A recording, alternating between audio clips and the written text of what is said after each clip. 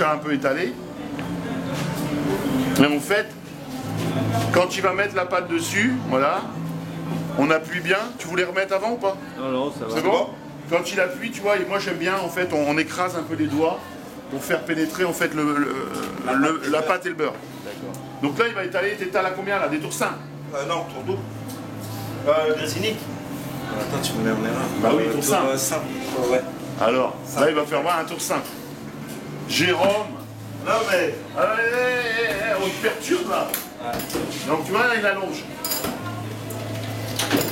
En fait, il va te faire voir le tour simple et il va te faire voir le tour double. Donc là, tu auras tout compris par rapport. Voilà, tu vois, ça s'étale. Là, il étale bien. Donc tu vois, le beurre, il pénètre tout doucement. Voilà. Donc là, il ne va pas le faire trop grand. Attention à toi. Alors, le tour simple, c'est comme ça, un pli, un autre pli. Et on retombe pile poil là. Et souvent, quand on a fait le tour simple, avant de faire demi-tour si tu ne veux pas le faire, on fait un doigt. Ça permet de se rappeler selon tout ce qu'on a à faire. Et s'il fait un tour double, ça s'appelle un tour double, un tour portefeuille, on fait un tiers, un quart, trois quarts, non, pratiquement, un quart, trois quarts, et on replie comme ça. Tu vois, c'est pas la même façon.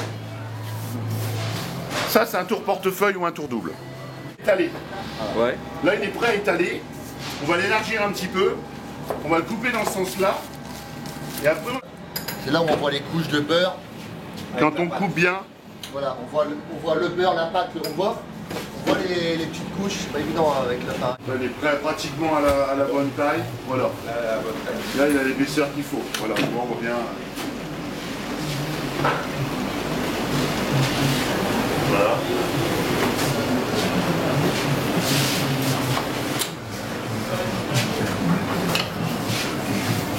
Voilà. Donc là, c'est la bonne épaisseur. C'est pas trop fin non plus. Et là, donc, on va le passer en double. Tu vois, on le plie. En fait, c'est pour avoir le milieu. On remet. T'as le couteau de tour, Jérôme? On n'a plus qu'à couper en triangle pour faire les croissants. Là, en fait, il est prêt à étaler à deux tours doubles. Et donc, tu vois, les deux tours doubles, c'est ça. Là, je te le remets à l'endroit. Voilà. Il a été allongé. Voilà. Tu vois, 3 quarts, 1 quart. Voilà, regarde. Là, on va le déplier. Déplié entièrement. Il avait eu donc un tour double. Et là, voilà, on a refait le deuxième. Donc, c'est-à-dire qu'on t'a refait un pli. On t'a refait un pli sur 3 quarts. Et on le replie dans ce sens-là. Et là, on le met dans ce sens-là, il n'y a plus qu'à allonger. Là, c'est deux tours doubles. Deux tours portefeuille.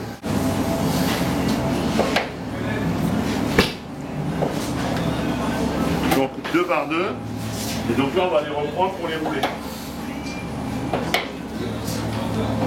Dans le petit bout, souvent le petit bout, on le repasse dans le pâton d'après. Parce que c'est le petit bout qui n'a pas de truc. Combien on vend 300? 85 centimes. Donc tu vois, je suis encore bon. Hein. 85 centimes. On est les moins chers alors. On est les moins chers. Sophie, la chef. Non, je conduis pas la chiva. On le caresse légèrement un petit peu, pas trop, sinon on va déchirer un petit peu le feuillet. Et puis après, voilà, on roule le croissant. On le retire un petit peu. J'aime bien qu'il y ait plusieurs tours. Je les fais pas trop larges non plus. Il y en a qui préfèrent avoir des croissants plus larges pour pouvoir les courber. Nous, on reste sur un croissant classique assez haut qui va s'étaler. Et quand le croissant il reste un peu plus gros comme ça, moi ce que j'aime bien c'est qu'il y a de la mâche dedans. Il reste plus gras, il conserve plus longtemps, il reste plus frais. Que s'il est plus long et plus fin, quand il sort du four, il est plus agréable à manger, il est plus croustillant. Mais dans la durée du temps au magasin, si on le vend au bout de 2 heures, je trouve qu'il devient plus sec et il conserve moins. Ça c'est ma façon de voir. Voilà, tu vois, hop, on étale. Et hop, on roule le croissant. On roule le croissant, on les pose directement sur plaque pour pas perdre de temps, Jérôme.